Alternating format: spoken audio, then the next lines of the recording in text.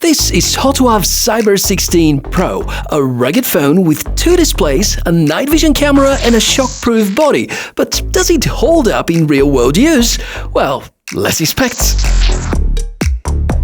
That's a pretty fresh idea. It's even touch-based, and nice to meet you, by the way. Michael, my name.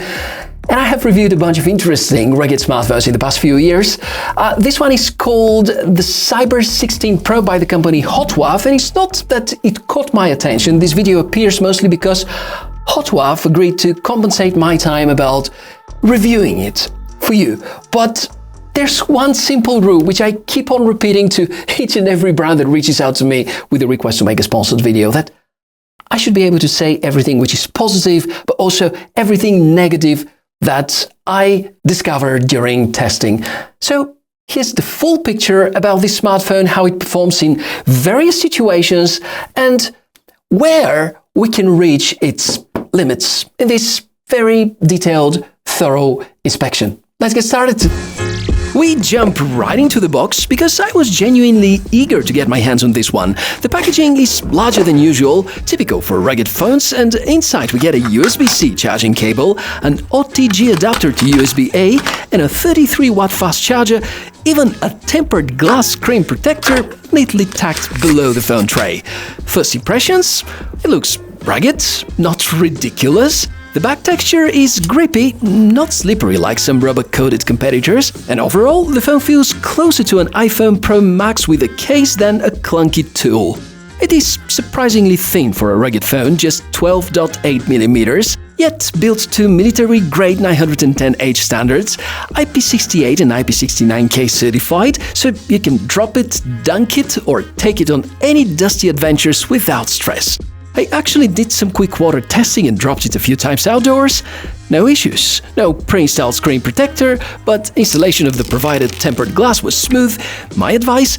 Apply it right after peeling off the shipping film to avoid dust.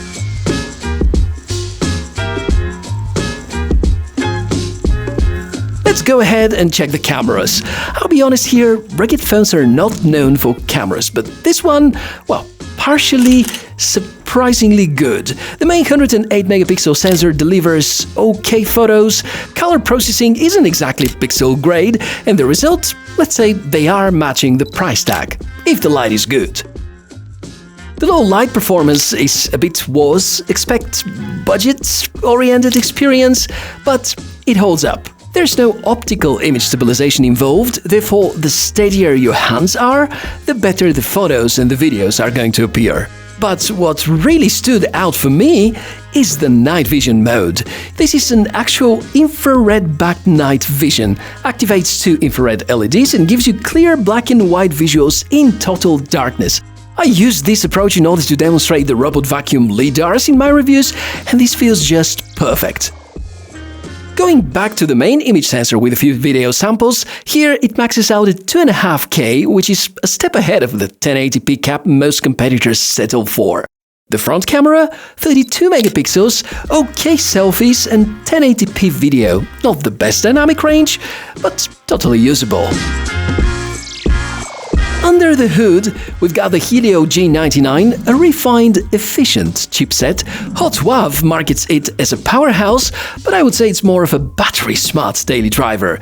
The UI animations felt sluggish out of the box, but after halving transition durations in developer settings, the phone felt much snappier. For gaming, Brawl Stars runs great.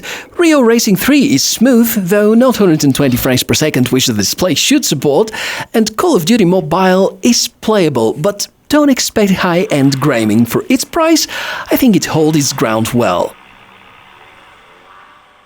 From all the specs, which by the way are quite typical for this price point, probably somewhat exceeding the expectations, I would highlight the nicest surprise, and this would be the night vision camera, which is based on infrared LEDs, which can be super helpful for some people with specific jobs in some very specific environments. And the thing I can complain about the most is the main camera, because the image sensor is good and I feel that HOTWAV are not properly capitalizing on the camera experience. Hopefully something that they can tune better with some of the coming software. updates. And there are another two components that I want to pay closer attention to, starting with the display. First off, no AMOLED. It's a good thing here. Why?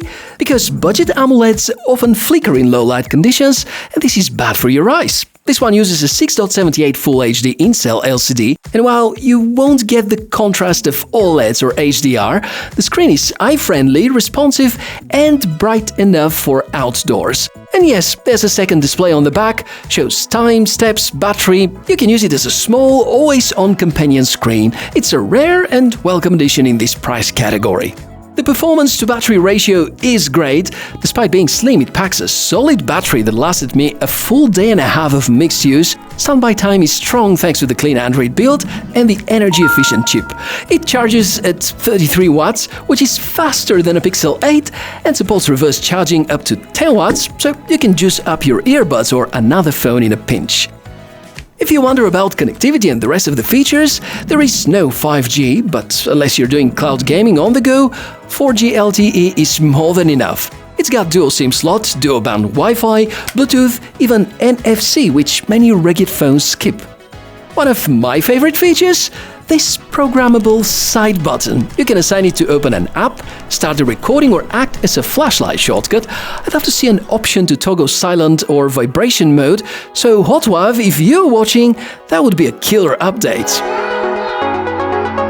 Apart from that, the software build is good. It's running stock Android, clean, minimal, and importantly, no weird adware or heavy skins.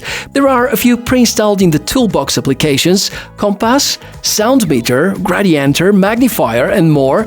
This might seem gimmicky, but can genuinely come in handy. And yes, you can assign some of them to the side key for quick access.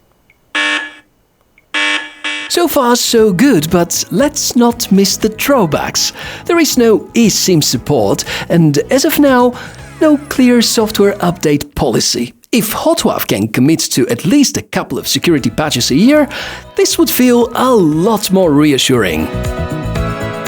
In the end, before you take the lead, let me share how I feel about the HOTWAV Cyber 16 Pro. To me, it is a keeper mostly because of the implementation of this infrared-based night vision camera.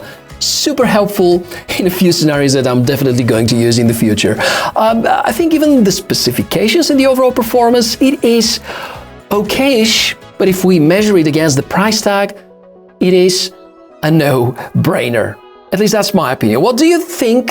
How do you feel about the Cyber 16 Pro? And do you believe that there's another better, rugged smartphone in 2025 for less than $200? Let's talk about this in the comment section below the video, and feel free to ask any questions and share a lot of your own experience. Thanks a lot for watching this episode. Please support my hard work over here. A lot of research in the background happening. Would be great if you can support it by giving me a like, subscribing to the channel, or using any of the affiliate links down below. No additional cost to you. Well, that's everything for today. Live a good life, take good care of yourself, and I'll see you in the next video. Bye.